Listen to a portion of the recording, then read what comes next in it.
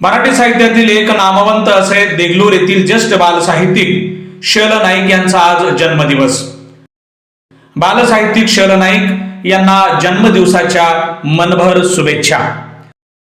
शुभेच्छुक कवी लक्ष्मण मलगिलवार, अध्यक्ष मराठवाडा साहित्य परिषद शाखा देगलूर, उपाध्यक्ष डॉक्टर मिलिंद शिकारे, कार्यवाह प्राध्यापक नागोराव तम्माजी उत्कर आणि पांडुरंग निवृत्तराव पुठ्ठेवाड, संपादक प्रकाशक अक्षर गणगोत त्रैमासिक तथा गणगोत प्रकाशन देगलूर।